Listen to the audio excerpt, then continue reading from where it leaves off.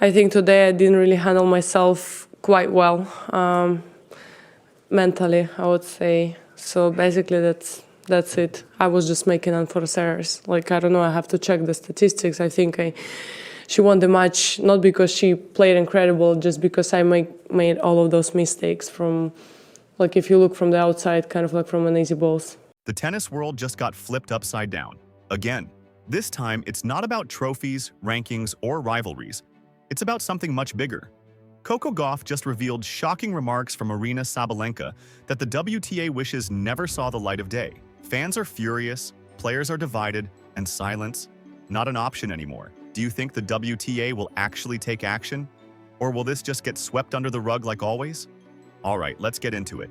Yeah, that hurts. I mean, especially when you've been playing really great tennis during the whole week. You know, you've been playing against a lot of tough opponents, Olympic champion Iga, you know, and then you go out and you play really bad. Like, I don't know, I think if Iga would win me another day, I think she would go out today and she would get the win. Because what started as a regular semi-final match between two of the WTA's top players, Coco Gauff and Aryna Sabalenka, has turned into one of the ugliest controversies tennis has seen in years. The match took place at the Wuhan Open. Packed arena, bright lights, two of the sport's fiercest competitors ready to battle it out. It had all the makings of a classic. But by the end of the night, nobody was talking about the rallies, the aces, or the scoreline. Everyone was talking about what Aryna Sabalenka said. At first, no one noticed. Cameras showed Aryna muttering something under her breath after missing a crucial point. It looked like a normal moment of frustration. Athletes do it all the time.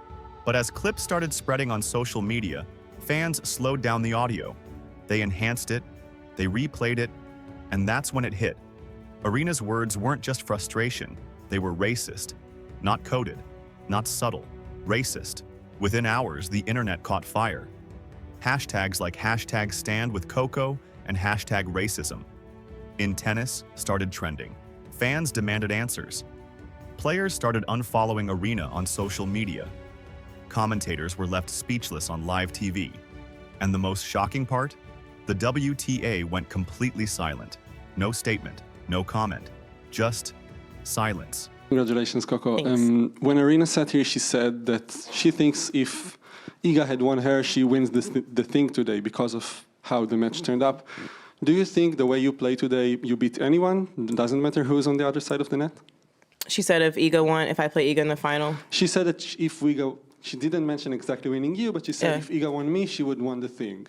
I mean, I don't agree with that. I'm here sitting here, and last time I played, no, like to Iga or anything, but I played her and I won in straight sets. So, yeah, I don't think that's a fair thing to say. It was as if the biggest women's tennis organization in the world thought if they ignored it, the storm would pass. But this storm wasn't going anywhere, because Coco Gauff, the face of the next generation of tennis, had just been disrespected in front of millions. And everyone was waiting for her to respond. For the next 24 hours, Coco said nothing. No tweets, no interviews, not even a subtle Instagram story, just silence. Some people thought she was letting her PR team handle it. Others said she was processing it. But deep down, everyone knew. Coco doesn't speak until she's ready to make people listen. And when she finally did, the tennis world froze. Because anything can really happen. And yeah, honestly, I mean, the way Aryna was playing the last few weeks, she was the favorite to win. So I think she was the best person that I could have played in the final. Her being #1 in the world, she was the best person to play. So I think I got the hardest matchup just if you go off stats alone. Obviously, Iga being a champion here. Standing in front of a packed press room, she looked calm but firm. No tears, no anger, just clarity. She started with one simple sentence. "I'm not here to start a war. I'm here to ask for fairness." That line alone hit harder than any serve. Because this wasn't about drama anymore. It was about respect. Coco continued, "I've worked too hard to let my identity be reduced to a word or a stereotype. I deserve the same respect any athlete does. Nothing more, nothing less." The room went silent. Then came the applause. Even reporters who usually chase controversy just nodded. Because everyone knew. This was bigger than tennis. Coco didn't even say Aryna's name once. She didn't have to. Everyone already knew who she was talking about.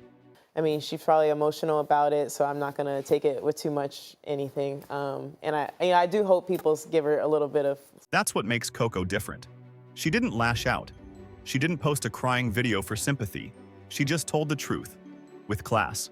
Now, here's where things get messy. Aryna Sabalenka's camp stayed silent for 2 whole days. Her agent declined to comment. Her coach was unavailable. And the WTA said the matter was under review. Translation: we have no idea what to do. But by then, the damage was done. Because once the audio went viral, people started pulling up older interviews, past behavior, and questionable comments from Aryna. And while some fans tried to defend her, most of the world wasn't buying it. You talk about the power of social media to help tell your story, but do you think at the end of the day you're still a little bit misunderstood for who you are?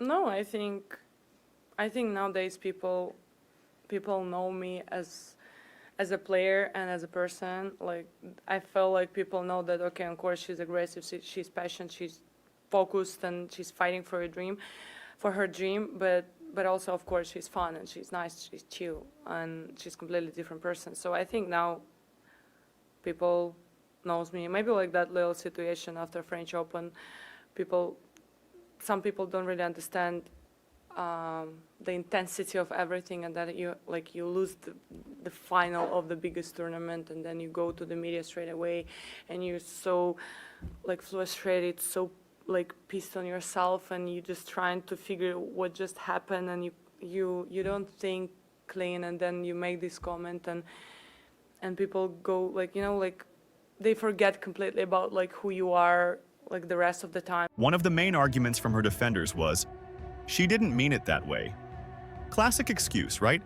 They said she was under pressure. They said emotions were high. They said it was a language misunderstanding. Yeah, because racism always sounds better when you blame translation. See someone fail and like take it as the main thing, So after that, I also had to sit back and reflect on everything and apologize and make sure that people understand my point, that it was just, I was over emotional, I was completely wrong. So after that also took me a little while to explain myself a little bit better. But now I think people understand me even better. And also it was a tough lesson, but it helped me a lot in so many different ways.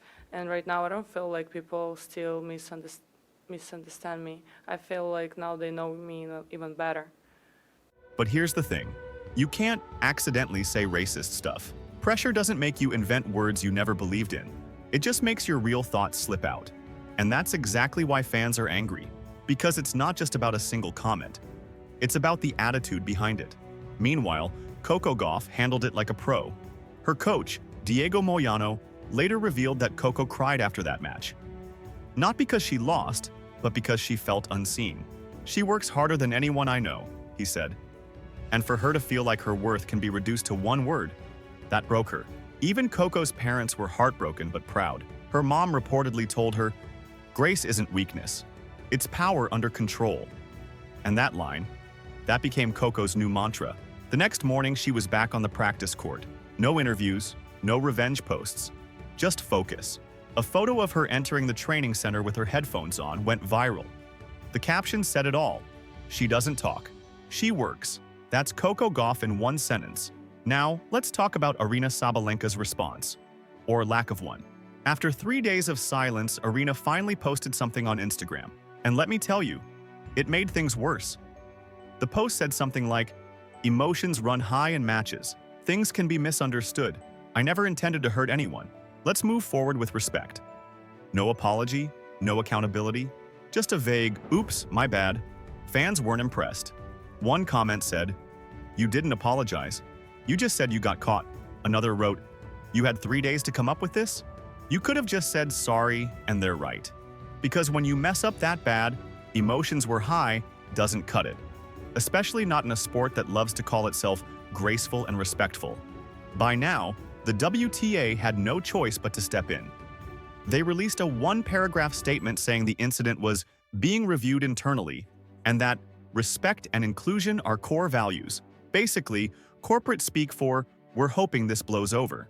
But tennis fans aren't letting that happen. Players began taking sides. Serena Williams, Billie Jean King, and Naomi Osaka all voiced support for Coco, saying enough is enough. Racism in tennis has been ignored for too long. Even Rafael Nadal chimed in on Instagram, writing, "Respect must come before rivalry." Coco has handled herself like a champion. That comment went viral instantly, but not everyone agreed. Some Eastern European players defended Aryna, saying the words might have been misunderstood or that English isn't her first language. Sure, because apparently racism doesn't count if it's spoken with an accent. That defense didn't hold up long. Most fans called it what it was, an excuse. And as the days passed, the narrative shifted. This wasn't just a controversy anymore. It was a turning point. Behind the scenes, Coco's family was quietly supporting her through the chaos. Sources close to the family said she was emotionally exhausted, but determined not to let the moment define her. Her father, Coco Gauff, told reporters, "She's not just a great player, she's a better person. And that's what's going to last longer than any title." And that's exactly what started happening. Coco turned this painful experience into purpose. She began working with organizations promoting equality in sports and education. She launched a campaign called Serve Right, focusing on respect, fairness, and inclusion for young athletes. The slogan, "Fairness isn't a favor, it's a right," and the message took off fast. Other athletes, from basketball to football to track, began posting in support. Schools and youth academies started using Serve Right as a teaching example. Even the WTA had to publicly acknowledge her movement. They announced they'd start implementing cultural awareness training for players and staff, something they'd avoided talking about for years. And you can guess who inspired that. Yep, Coco Gauff. But don't get it twisted. This didn't suddenly make everything okay. Aryna Sabalenka's camp was still trying to do PR damage control. They claimed she was apologizing privately to Coco, though no one ever confirmed if that actually happened. Meanwhile, journalists kept asking Coco about it in every interview, and she handled it with the same calm tone every time. "I've said what I needed to say. I'm focused on tennis now." That's how you shut it down, gracefully but firmly. Because while Aryna was posting half-hearted apologies, Coco was out there winning matches. She made it all the way to the next Grand Slam, proving she could turn pain into power. And that's when something changed. Fans started realizing Coco wasn't just a player anymore. She was a voice. Every match she played felt like a message. Every win felt like a statement. People weren't just cheering for her to lift trophies. They were cheering for what she represented: fairness, equality, and strength without anger. Even critics had to admit it. She was handling it better than most adults twice her age. When asked in a later interview how she managed to stay calm, Coco said something that left everyone speechless. "My parents taught me that silence can be louder than shouting. I chose to speak when it mattered most. That's pure class." She could have ranted. She could have demanded bans or fines. But instead, she reminded everyone why she's respected. Not just for her talent, but for her character. And that's the thing about Coco Gauff. She doesn't fight small battles. She changes the whole conversation. The weeks that followed were nothing short of chaos. Sponsors began calling the WTA privately, demanding an update. Some even threatened to pull advertising from future tournaments if they didn't address the issue properly. The pressure was real. This wasn't just gossip anymore, it was business. And the media? They weren't letting it go either. Every sports show had a segment titled "The Gauff-Sabalenka Controversy." Panel after panel debated whether Aryna's comments were misinterpreted or intentional. But no matter how they spun it, the result was the same. Aryna's image was falling apart while Coco's reputation was skyrocketing. Here's the irony, though. Coco never tried to destroy anyone. She didn't call for bans or suspensions. She just told the truth and went back to work. And that's what made the public take her side completely. People respect quiet strength way more than loud excuses. Meanwhile, Aryna's team kept trying to clean things up. A few PR-friendly interviews here, a few "I'm learning and growing" posts there. But the internet doesn't forget. Every time she stepped on court, the crowd reactions said it all. Some clapped politely, others didn't at all. And then there was that awkward moment at the next tournament. Both players scheduled for the same press day. Reporters tried to stir tension, asking if they'd talked since the incident. Coco just smiled and said, "We're all professionals here." I'm focused on my game short, classy, and bulletproof. By contrast, Aryna's answers felt robotic.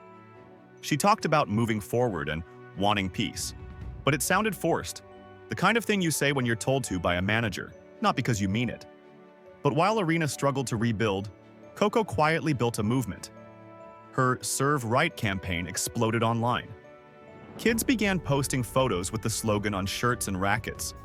Schools started using her story as a lesson about sportsmanship and respect. Even rival players were reposting her message, including some who had once stayed silent about racism in the sport. And just like that, what started as a painful moment turned into something powerful. Coco Gauff didn't just win the respect of tennis fans, she changed how the WTA handles accountability. They announced mandatory cultural awareness and respect training for all athletes, a direct result of her calm but firm response. When reporters asked her what she thought about the new rule, Coco just said, "Progress is slow, but it's still progress." That's her, humble, wise, and focused on the bigger picture. So when she later lifted the Miami Open trophy, the moment meant more than just another win. She looked into the camera and said, "Winning is great, but standing for something bigger than yourself, that's what lasts."